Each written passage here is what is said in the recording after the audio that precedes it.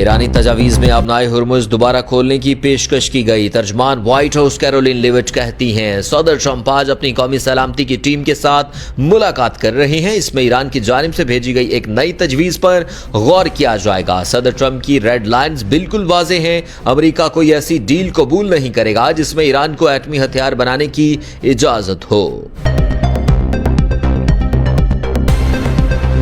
امریکی صدر کا جنگ بندی کے لیے ایرانی تجاویز کا جائزہ لیا گیا۔ ایرانی ایجنسی کے مطابق ایرانی تجاویز پاکستانی ذرائع سے امریکہ کو وصول ہو چکی۔ ایران نے ایٹمی ہتھیاروں پر بات مؤخر کر کے ابنائے ہرمز کھولنے کی پیشکش کر دی۔ ٹرمپ نے زیر صدارت اجلاس میں قومی سلامتی اور خارجہ پالیسی کی ٹیم بھی شریک ہوں گے۔ اخبار کے مطابق امریکہ نے تاحال ایرانی تجاویز پر حتمی فیصلہ نہیں کیا۔ اخبار کے مطابق رابطہ کرنے پر وائٹ ہاؤس نے کہا یہ اہم اور حساس سفارتی معاملات ہیں۔ امریکی میڈیا کے ذریعے مذاکرات نہیں کرنا چاہتا۔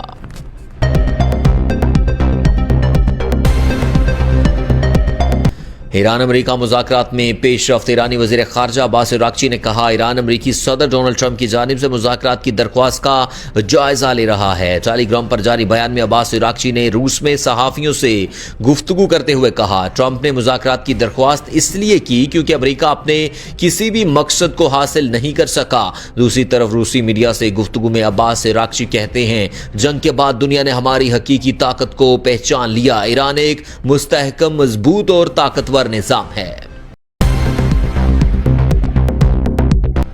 امریکی صدر ایران کی نئی تجاویز سے خوش نہیں۔ برطانوی خبر ایجنسی نے امریکی عہدیدار کا حوالہ دیتے ہوئے کہا کہ نئی تجاویز میں ایران کے جوہری پروگرام سے متعلق کوئی واضح بات شامل نہیں۔ ایران کی پاکستان کے ذریعے امریکہ کو دی جانے والی تمام تجاویز کا جائزہ لیا جائے گا۔ ایران کا کہنا ہے یہ سب ہو جائے تو پھر ایرانی ایٹمی پروگرام پر بات ہوگی۔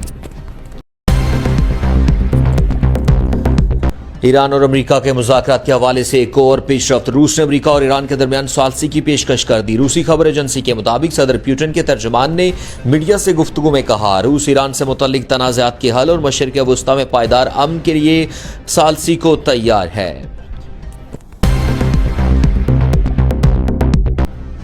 بحری راستوں میں رکاوٹ عالمی امن اور معاشی استحکام کے لیے سنگین خطرہ ہے۔ اقوام متحدہ میں پاکستان کے مستقل مندوب عاصم افتخار کہتے ہیں سمندری راستوں کا تحفظ نہ صرف عالمی تجارت بلکہ ترقی اور سیکیورٹی اہداف کے لیے ناگزیر ہے۔ جدید معیشت بلا تعطل سمندری تجارت پر انحصار کرتی ہے۔ ابنائے ہرمز کی بندش خوراک اور توانائی کی فراہمی کے ساتھ سپلائی چین کو بھی شدید متاثر کر رہی۔ صدر مملکت آصف علی زرداری کا ماؤ زے تنگ میموریل میوزیم کا دورہ۔ صدر مملکت کو چین کے بانی رہنما کی زندگی، فکر اور سیاسی ورثے سے متعلق بریفنگ دی گئی۔ صدر آصف علی زرداری نے تاریخی نوادرات کا مشاہدہ کیا جبکہ صدر مملکت کا چین کا تاریخی تبدیلی اور چیئرمین ماؤ زے تنگ کے کردار کو خراج تحسین، ماؤ زے تنگ کی جدوجہد اتحاد اور ترقی کے لیے خدمات کو سراہا۔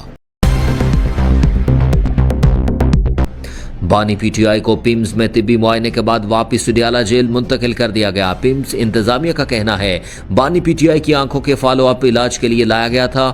عمران خان کی انجیکشن کی چوتھی ڈوز دی گئی ہے۔ میڈیکل پروسیس سے قبل بانی کی رضامندی حاصل کی۔ ماہرین چشم نے بانی کے معائنہ کیا اور مریض طبی طور پر مستحکم پایا۔ مزید نگہداشت، فالو اپ ہدایت اور دستاویزات کے ساتھ مریض کو ڈسچارج کیا گیا۔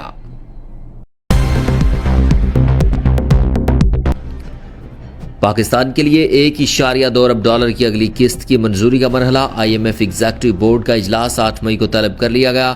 اجلاس میں موسمیاتی تبدیلی کے RSF پروگرام کے دوسرے جائزے کی بھی منظوری دے دی جائے گی۔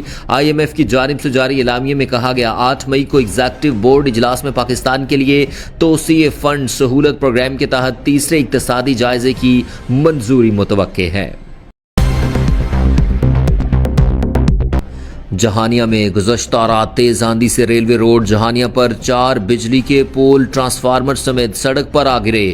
روڈ بلاک ہو گیا۔ 16 گھنٹے گزر جانے کے بعد بھی انتظامیہ حرکت میں نہ آ سکی۔ 16 گھنٹے گزرنے کے باوجود بھی بجلی بحال نہ ہو سکی۔ جہانیہ کے متعدد علاقوں میں بجلی بند، علاقہ مکین پریشان، انتظامیہ خاموش تماشائی بن گئی۔